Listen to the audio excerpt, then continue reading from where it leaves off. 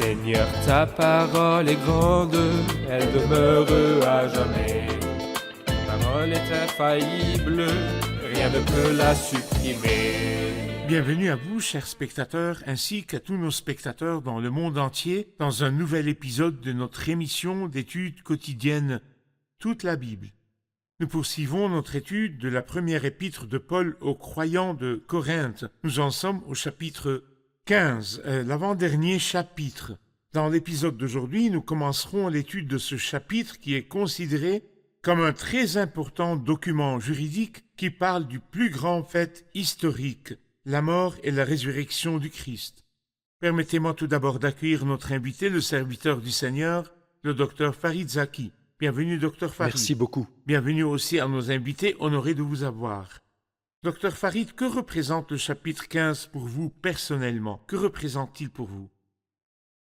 Je vais reprendre la phrase que vous venez de dire et dire « Pour moi, il représente le plus grand plaidoyer juridique dans le procès historique le plus grave, à savoir la mort et la résurrection du Christ d'entre les morts. » Parfait, parfait. Pourquoi ce sujet est-il extrêmement important? Parce que la pierre angulaire de la foi chrétienne est la vérité de sa résurrection d'entre les morts. Si nous acceptons cette vérité, nous acceptons sa divinité. Nous acceptons tous ses miracles et nous acceptons sa mort. Parfait. Et si nous rejetons sa résurrection d'entre les morts, ces trois s'effondrent. Sans la croix et la résurrection, il n'y a ni christianisme, Ni évangile, ni salut. Parfait. Quel était le problème des croyants de Corinthe sur la question de la mort et de la résurrection? Ils ont été influencés par les philosophies grecques qui se sont répandues parmi eux. Et ces philosophies pouvaient accepter l'immortalité de l'esprit, mais rejeter la résurrection, et trois d'entre elles étaient bien connues. La première philosophie est le stoïcisme, qui croyait en une doctrine qui dit qu'après la mort, l'esprit rejoint le monde des dieux et atteint un niveau plus élevé, mais il n'y a pas de résurrection des corps. D'accord. À son opposé, la philosophie épicurienne, c'est la doctrine matérialiste des sens, basée sur un autre enseignement selon lequel l'homme, avec la mort du corps, disparaît complètement. Forcément, aucune notion de résurrection. La troisième philosophie présente, le platonisme, les adeptes de Platon.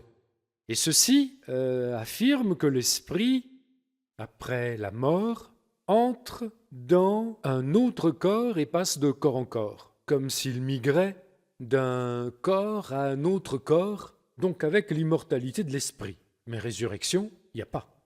Certains des membres de l'Église de Corinthe ont été influencés par ce courant et ont cru qu'il n'y avait pas de résurrection des morts. Parfait. C'est pourquoi l'apôtre Paul consacre ce très très long chapitre qui compte pas moins de 58 versets pour expliquer dans le menu qu'il y a une résurrection des morts et il prouve la résurrection par le merveilleux argument que le Christ est ressuscité des morts. Et c'est la base de la résurrection des morts. 100%. Je vais lire quelques versets, puis faire une pause et prendre une question du public. Le chapitre 15 dit « Je vous rappelle, frères et sœurs, l'évangile que je vous ai annoncé, que vous avez reçu et dans lequel vous vous tenez ferme.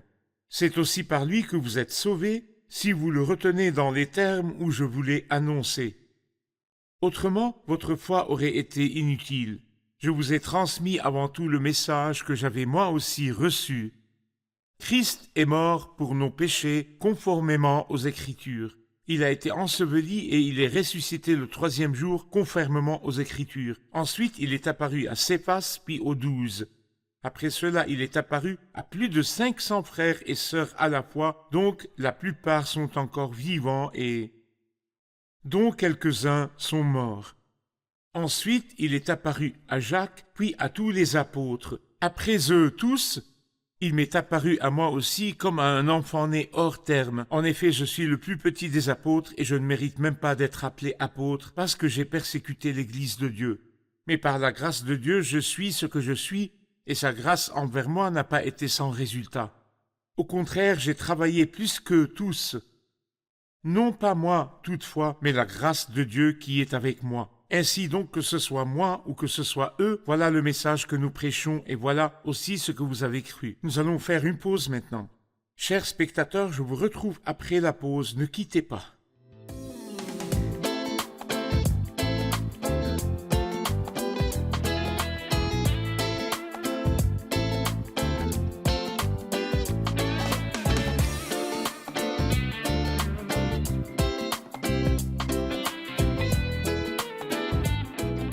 Nous revoici, mes chers amis, pour prendre la question du public. J'ai une question sur le premier verset. Il dit, « Je vous rappelle, frères et sœurs, l'évangile que je vous ai annoncé, que vous avez reçu et dans lequel vous tenez ferme. » Que veut dire l'apôtre Paul par les trois verbes de ce verset, à savoir, « Je vous ai annoncé, vous avez reçu et vous tenez ferme » Qu'entend-il par annoncer, recevoir et tenir ferme sur la question de l'acceptation de l'Évangile? D'abord, évangile veut dire la bonne nouvelle, un mot grec qui veut dire bonne nouvelle. Il leur dit, quand je suis venu vous prêcher, Église de Corinthe, je vous ai annoncé l'Évangile.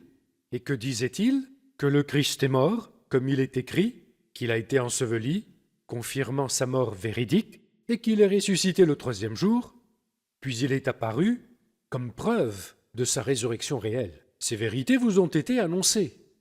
Et le résultat est que vous l'avez reçu. Et non seulement vous l'avez reçu, mais vous y tenez ferme, c'est-à-dire que vous tenez à toutes ces vérités que je vous ai annoncées moi-même et que vous avez reçues. Parfait, c'est cela l'Évangile. C'est Christ l'Évangile. est mort, il a été enseveli, il est ressuscité et il reviendra. C'est cela l'Évangile. L'Évangile n'est pas un simple livre imprimé. C'est vrai. Mais l'Évangile, c'est la bonne nouvelle C'est l'Évangile que Paul a annoncé. que Paul a annoncée. Quel est le concept et quelles sont les preuves de la résurrection du Christ? Bonne question, je vous remercie de l'avoir posée. D'abord, la résurrection du Christ est une résurrection réelle de son corps du tombeau, et qu'on appelle en grec anastasis nekron, ce qui veut dire littéralement en français anastasis, résurrection, nekron, littéralement le mort ou la mort. La résurrection, du corps. des corps. Eh bien, ce corps qui est mort est ressuscité. Il ne des s'agit morts. pas de manifestations spirituelles. Non, ce n'est pas des apparitions. C'est une résurrection du corps. Les preuves de la résurrection sont nombreuses. Je vais les résumer en 8 points, car j'aime bien Allez-y. les précisions. Tout d'abord, les Saintes Écritures dans l'Ancien Testament. Les prophéties ont annoncé sa résurrection d'entre les morts. J'en cite une, le psaume 16. « Tu ne permettras pas que ton bien-aimé connaisse la décomposition. Tu me fais connaître le sentier de la vie. » C'est-à-dire que je ressusciterai du monde de la mort au monde de la C'est vie. une prophétie. Une prophétie de David et que Pierre a appliquée dans le 2e livre des Actes au Christ. Deuxième point. Les preuves réelles que les disciples ont pu voir. Le corps disparu du Christ, le tombeau vide, la pierre roulée, les linceuls bien posés, rien de Que fortuit. signifient les linceuls rangés La qui n'a prise. pas été volé en tant que preuve de la résurrection du Christ? Si le corps avait été volé, comme l'ont prétendu les Juifs, ils l'auraient volé avec le corps, avec les linceuls, ou ils les auraient retirés rapidement et jetés par terre. Mais lorsque Pierre et Jean sont entrés, ils ont trouvé les linceuls affaissés et le linge qui était sur sa tête à sa place, comme si le Christ en est S'était sorti, glissé. s'était glissé d'entre les tissus. Et il est ressuscité, les laissant comme tels pour annoncer au monde qu'il n'est plus parmi les morts. Personnellement, j'ai lu quelque chose sur la façon dont les Juifs ensevelissaient le corps. Oui. Il s'agit d'un boulon de lin dont ils enveloppaient le corps plusieurs fois et entre une couche et l'autre, ils mettaient des aromates et des parfums. Les aromates, c'est vrai. S'ils avaient manipulé les linceuls pour voler le corps, non seulement les linceuls seraient abîmés, mais les parfums et les aromates seraient dispersés. C'est vrai. Mais quand les deux témoins, Pierre et Jean, sont entrés, ils ont trouvé les linceuls roulés tels quels, comme si le corps s'était glissé à travers les linceuls. Passer au travers Parfait, du linceul. parfait. Troisième point, ses apparitions. Paul énumère ici une bonne série d'apparitions du Christ Jésus qui, le jour de sa résurrection, est apparu à Marie de Magdala. Il est apparu aux maris ensemble. Il est apparu à Céphas. Qui est Pierre? Il est apparu aux 2 disciples d'Emmaüs. À la fin de la journée, le soir, ils l'ont vu, ces 11 disciples réunis dans la chambre haute. Cela fait Témoin 5 oculaire. apparitions en un jour. Témoin oculaire. Il est apparu également à plus de 500 personnes, à tous en même temps. Plus de 500 personnes l'ont vu. Et Paul, en écrivant cet épître, en l'an 58 de notre ère, dit que la plupart sont encore vivants, certains sont morts, oui. Et c'est comme s'il disait à ses lecteurs, demandez-leur s'ils l'avaient bien vu ou était-ce une C'est un fiction. témoignage oculaire. Des témoins De plus de oculaires. 500 Et personnes. plus, il n'est pas possible qu'autant de personnes soient d'accord sur un mensonge. Ce n'était Ou un pas une rêve, fiction. où tous ont rêvé le même rêve. Parfait. Oui. Puis nous arrivons à une très belle preuve, une des plus belles. Le changement psychologique des disciples. De la peur, même de la terreur, alors qu'ils s'enfermaient dans la chambre haute, à des personnes qui, à la Pentecôte, se tiennent devant une foule immense et lui disent « Le Christ est ressuscité d'entre les morts ». Quel courage! C'est donc une vérité. Tout à fait. Le point suivant, le 5e argument, c'est que Pierre, en prêchant le jour de la Pentecôte et en disant « Le Christ est ressuscité d'entre les morts », pas un seul juif n'a osé lui dire « Tu es un menteur ».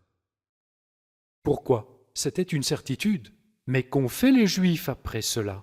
Ils ont essayé de les emprisonner et de les menacer de ne pas parler. Mais aucun d'eux ne s'est levé pour dire « Non, je proteste, il n'y a pas d'argument solide pour vos paroles. Le Christ est ressuscité et la preuve est que ses ennemis ne peuvent nier. » 6e point.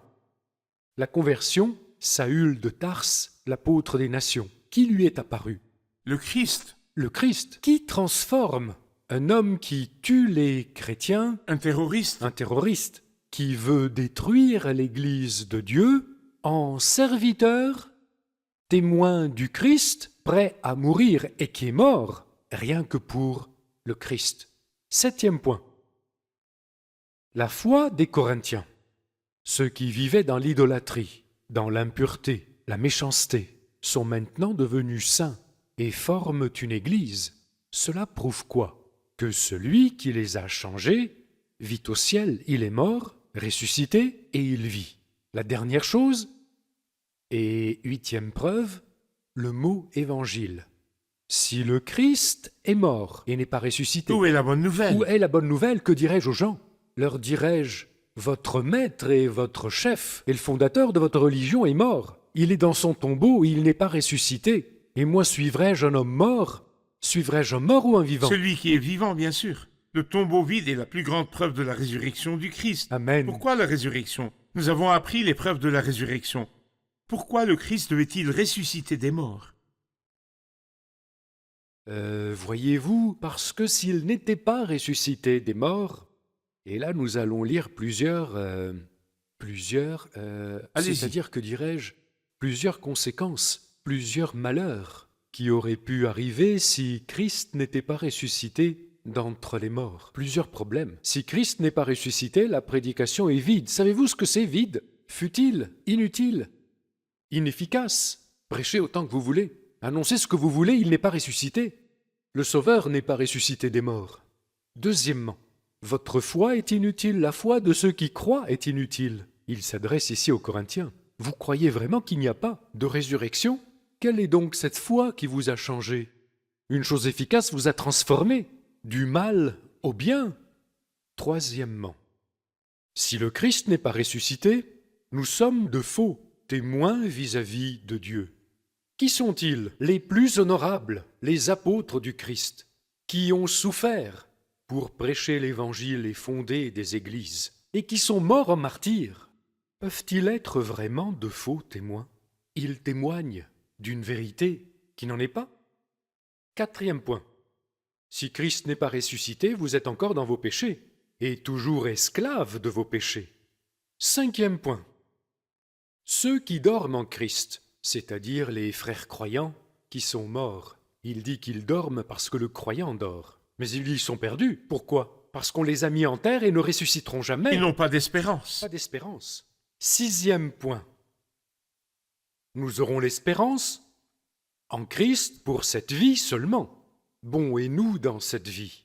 Nous avons reçu du Christ des couronnes, des postes, beaucoup d'argent, et nous vivons dans l'opulence en long et en large, non. Nous suivons le Christ dans cette vie, portant la croix. Si quelqu'un veut être mon disciple, qu'il renonce à lui-même, qu'il se charge de sa croix, et qu'il me suive. Quelle est donc notre espérance? C'est que ce ressuscité nous ressuscitera, et qu'il y a de la gloire et des récompenses dans l'avenir. Parfait. J'aimerais faire une pause et revenir vers vous avec une question. Et si l'un des téléspectateurs me disait Christ n'est pas ressuscité parce qu'il n'est pas mort? Christ n'est pas mort pour commencer. Christ s'est évanoui et l'humidité du tombeau l'a aidé à se réveiller. C'est beau. Mort ou évanouissement? Nous répondrons à cette question après la pause. Chers spectateurs, je vous retrouve après la pause. Ne quittez pas.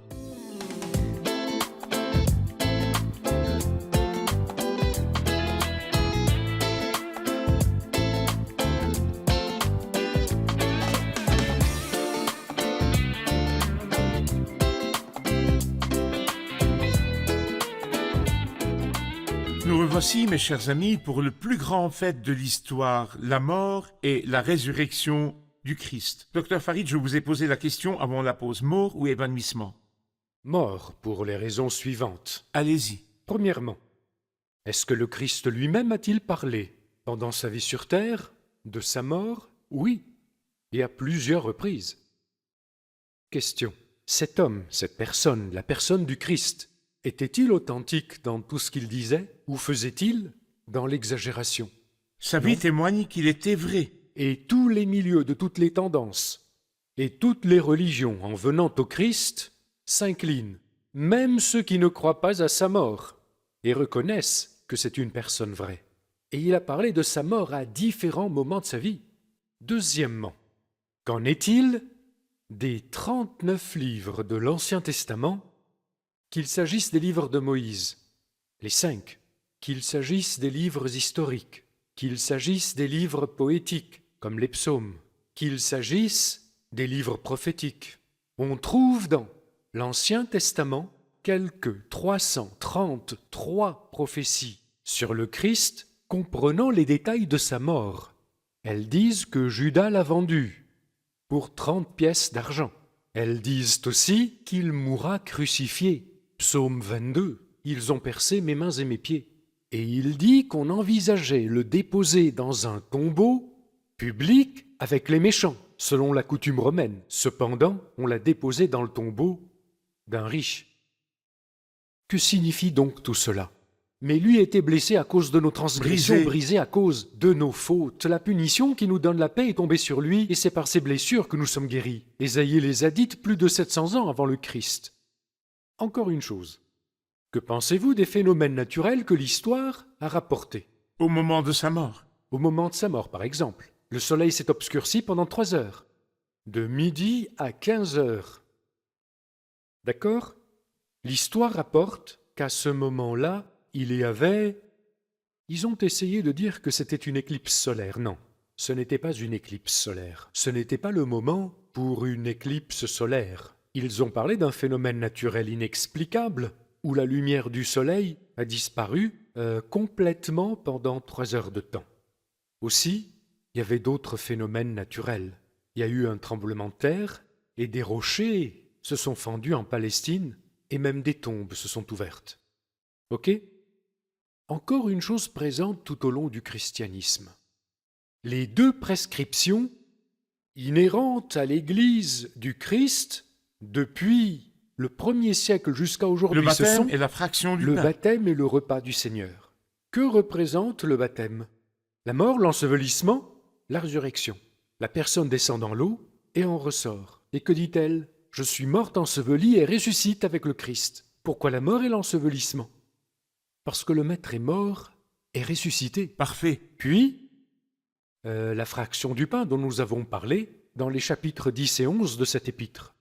Et c'est le Christ qui a voulu que, toutes les fois que vous mangez ce pain et que vous buvez cette coupe, vous annoncez la mort du Seigneur jusqu'à ce qu'il vienne, pour ne citer que cela. Pour ne citer que quelques points, et j'ai l'impression que le public a une question sur cette partie. Prenons la question du public. Frère Farid parlait des preuves de la mort du Christ. Pourquoi Dieu lui-même ne mettrait-il pas la ressemblance du Christ sur quelqu'un d'autre? Pourriez-vous nous expliquer? D'accord. Pourquoi ne serait-ce pas quelqu'un qui lui ressemble qui est mort? Pour plusieurs raisons. Allez-y. Des raisons morales complètement liées à Dieu. Est-ce que Dieu, le Tout-Puissant, accepte-t-il de tromper un groupe de personnes qui vient arrêter le Christ en mettant sa ressemblance sur quelqu'un d'autre, et nous imputons cela à Dieu? C'est une insulte à Dieu et une offense à Dieu. Dieu ne participe pas à la tromperie. Deuxièmement, si le christianisme a cru tout au long de nombreux siècles, et en particulier 6 siècles, et a été fondé sur la vérité de la mort et de la résurrection du Christ, est-ce que Dieu, le juste et le saint, laisse-t-il des millions et des millions d'hommes et de femmes accepter cette vérité et leur dire ensuite « Désolé, je vous ai trompé, quelqu'un va venir corriger ma tromperie ». Nous offensons Dieu. Deuxièmement, Et troisièmement, où sommes-nous des prophéties qui ont annoncé la mort du Christ? Est-ce que ces hommes qui ont écrit l'Ancien Testament étaient-ils mal informés ou disaient-ils la vérité? Puis, est-ce que tout ce qu'ils ont dit dans d'autres prophéties s'est-il accompli?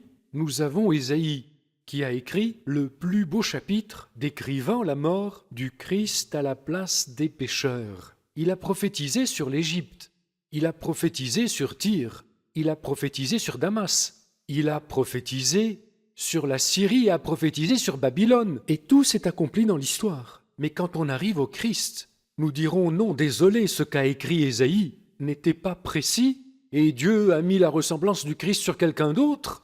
Non, ainsi, nous rejetons des livres dignes de confiance et acceptés de tous. puis-je ajouter à ce que vous dites que Bien la sûr, nuit de allez-y. l'arrestation du Christ fut la nuit du 14 du mois lunaire?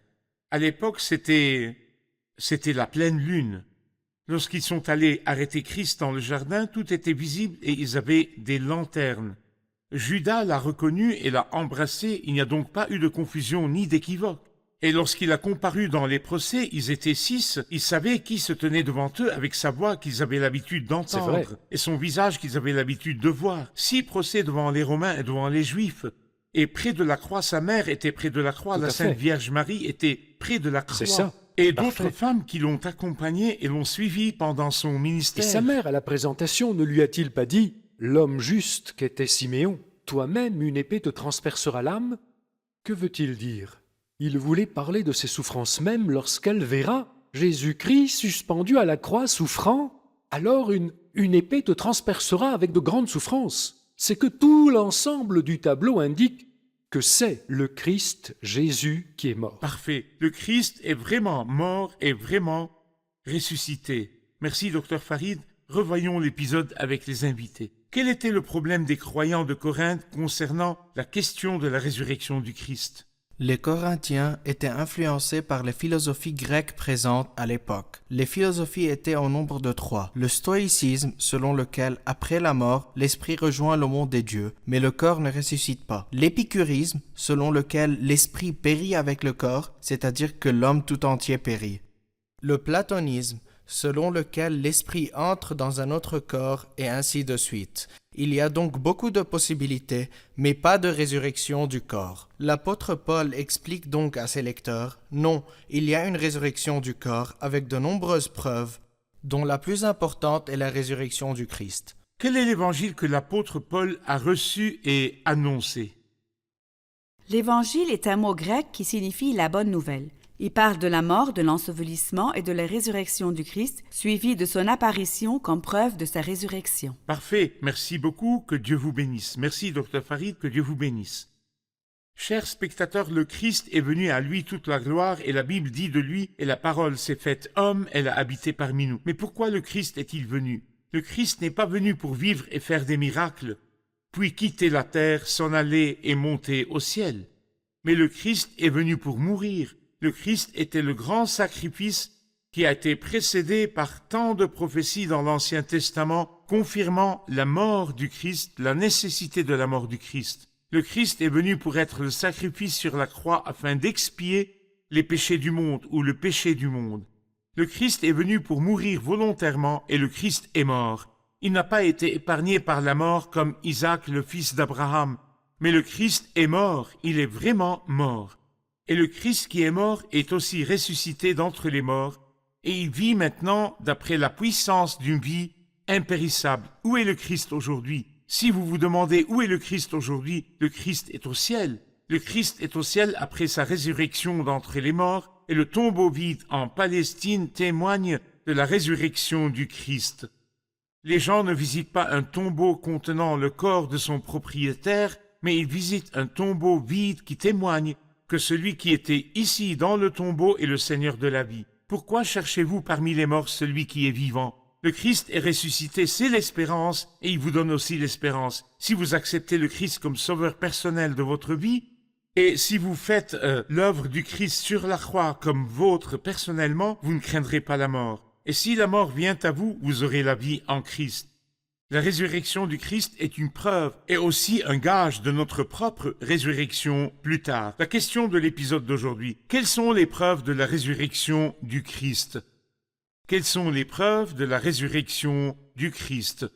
Je vous retrouve dans le prochain épisode. Que le Seigneur soit avec vous.